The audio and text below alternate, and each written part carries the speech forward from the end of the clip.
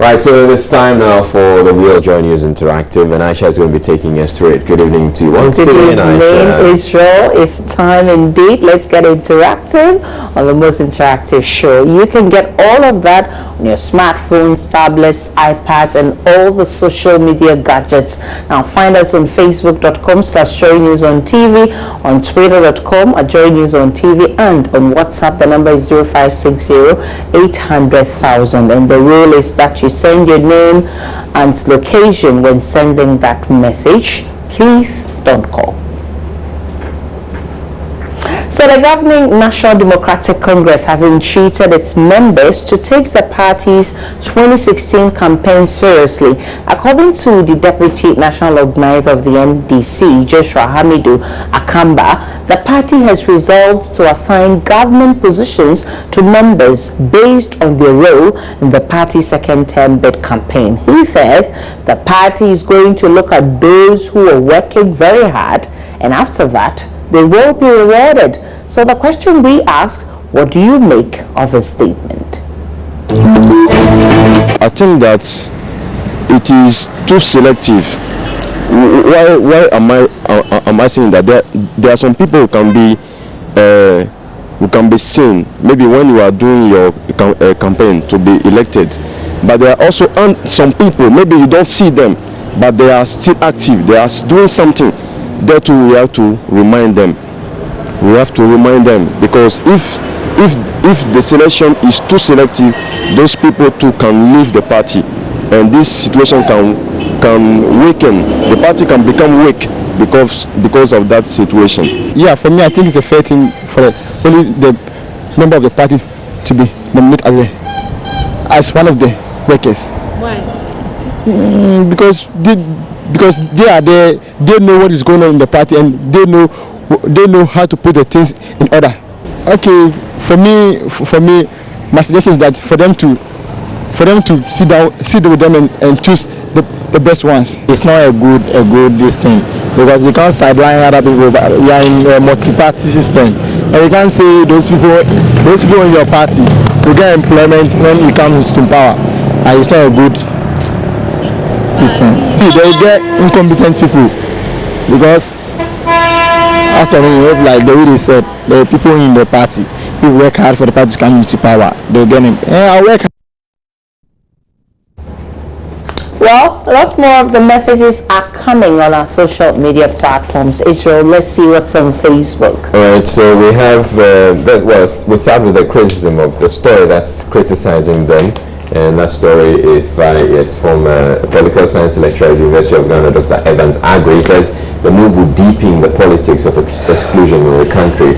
Mohammed Astro says, this man must be hallucinating. Who do you expect to work for you to chop? Is that all you can say for Ghanaians to know you're a political science lecturer? Mr. Political Science Lecturer, come on, you need to rise up. So you're criticizing the criticism of that speech. Mugri says, ridiculous. Ghanaians are now safe and shouldn't be taken for granted under this current NDC government. This so-called reward promise must be condemned, because Ghanaians don't need reward, but rather job opportunities in order to better their living conditions in the country. Trainee nurses and teachers are still crying under this unfortunate NDC government, you say. Ojio says, hey, NDC, look, the beauty of a woman will take to the palace, but the character will determine how long she stays in the palace. Richard says, Captain Joshua Hamidu Akamba has renewed my unflinching commitment to working harder to retire Kufuado and ditch the incompetent MP for the Brokum West constituency in the upcoming elections. I know the party will reward the efforts of those who do their all for the success of the party. I love the NDC, Richard says. And Azuma Gusta says, in friends, Professor Nana Poku, League IEA questions President was rewarded with ministerial positions. Oh, no, you can't say that. Nah. And Very Makwabaji from Jinigin says, Captain Joshua Hamidu Akamba has renewed my unflinching commitment to working harder. Okay, so he says it here too. On Facebook, he says, I love the NDC. You say, this coming from, okay. He didn't add his name, but he says it's coming from Robert Mugabe. This is what they always say, but at the end, people who do not know how it all happened are appointed. More work, less reward. Less work, great reward. And he says it's from Robert Mugabe. And more of the messages. Prince Mo from Boko says, is the NDC now telling us the government appointment is not based on competence? No wonder we are still in first gear. This one is coming from Kawawa from Boko. He says, in fact, it's disturbing to see this happening in Accra again. Allah is watching these politicians. And this is coming from Kawawa. Let's get to the National Communications Authority. And the authority has expressed satisfaction with current voice and internet services quality provided by mobile service operators in the country. What is your assessment of the services provided by the telcos so far? Most of the networks that we are using now, the internet is very slow, and then when you go on net to research, when the time you've given like to go for the research, you don't get that time to look for the things you want. The internet will be very slow, and then you will not be able to get your research on time. The subscription, initially when you subscribe for data bundle, they give you a limited time for it to expire, but right now if I subscribe for like 1 month, it will last me for 3 weeks only and it will expire. So especially Airtel, because I'm using Airtel, it's not improving at all. You do call a particular network and then you get to hear a feedback of another network reception just intruding, and you are kind of surprised. I don't know whether it's the portability that they've been doing. And then aside that too, when you call people, it really gets very long. It really lasts a long while before the person kind of gets the feedback. The last thing I have noticed is that should you call their service center, customer service center, to get to rectify a particular problem, you get to spend almost more than 2 hours or even a whole day trying to get a customer service provider. Yeah. Alright, so what are people saying on Facebook? Right, so Bugri Baumia says, in fact, the alternative given by Airtel on free Facebook nowadays is so appalling. Without data bundle, you can't see images on Facebook. Why Airtel? Hope that wasn't your promise to your valued customers. I'm sure Airtel will pick it up and do something about it. Shipman says they have only improved in cheating customers and how to deduct our internet bundles, nothing else. Massa. Katie Wonder says, Vodafone voice calls have been severely bad these days. I have to leave my room into the mosquitoes just to get a clear signals. These are all great feedback for the telcos. I believe they're taking note of them. Flex Jermaine says, you see them too. And Salif Wana says, we need more improvement. Emmanuel Perez says, minus MTN. And Godwin Fiona says, it's still part of them. And so those are, but as I was indicating, the telcos can just visit our Facebook page and take the comments, the feedback, it's great feedback, and work on it. Yes, on WhatsApp, Gordon from Mampon says you can call someone knowing very well the phone is on, but they will tell you it is switched off, and he wants them to improve on that. This one says information on the net is boring. Stevenson from Pong. And how does the telcos come in? I think the ones who put information on the net. Kwabaji from Jine says, when you call a helpline and you are played lullabies, no problem. Opinions, they say, are like noses, so the NCA can stay in their world. I just pray they are not suffering from do. Kwabaji, you're being too harsh.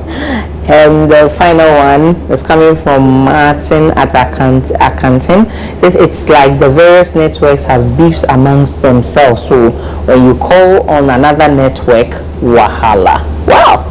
So let's talk about Melania Trump and her speech at the Republican National Convention last night. So she wants to be First Lady. and this was more like her first public speech. But guess what? There are accusations that parts of her speech were taken from Michelle Obama's 2008 Democrats National Convention speech. Listen to it and make your judgment.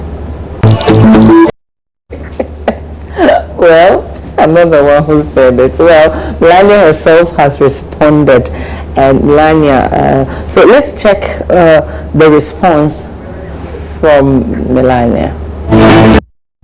So what are the messages coming? She said she wrote it with a little help. Okay, actually need to look for. There was a statement that was put out initially before this one came out, and in that statement she suggested that she didn't write it, and that it was the speechwriters who put it together. And now we're hearing that she said she wrote it with a little help. Okay, but let's get on to Facebook and see the comments that are coming through. Well, a number of stories have actually developed on the back of that, and there are lots of things that are happening. I don't know where you want me to start. We could start with this one and hear what there's a story that says that teachers and academics in the UK and the US are taken to Twitter to thank Donald Trump's wife for providing the perfect material to teach their students what plagiarism is and why it is wrong. And Melania Trump's speech at the Republican National Convention has multiple similarities with a speech given by the current First Lady Michelle Obama. And let's see, this story has gotten 43 shares. People are really excited about it. And Jomo says, let's leave them alone, because the USA celebrated 50 years of no light out early last year. Why then are we still in this terrible situation? Nothing hurts me to hear a Minister of State saying we have problem with West African gas pipeline. I just feel like exploding. When it comes to the Democrats, for instance, towards us over here in the US, there are people who saw it wasn't plagiarism. Others think it is a clear example. The debate goes on. Her speech was great. She's an immigrant who became a citizen 10 years ago, but the plagiarism controversy has clouded all the greatness in the speech. Kofi Blair says, I thank God that for once a white lady plagiarized a black lady.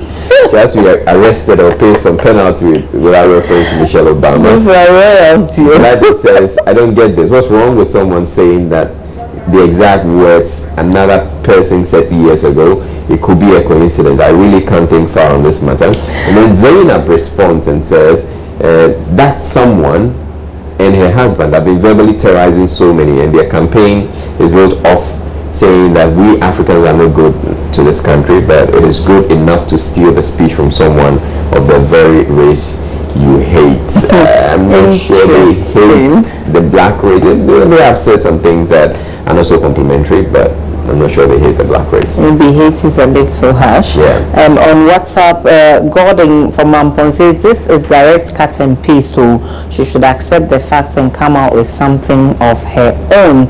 And Israel, listen to what this one is saying. He says, I hope KNUST I hope KNUST is listening. No, even the US allows plagiarism. My supervisor should approve my thesis for me to graduate. This Mrs. Trump woman has caused her husband's defeat already. And this says, hey, Melania copy auntie. My sister, this coming from Yao Messi from Techiman. And well, so let's see what our trending picture for this evening is.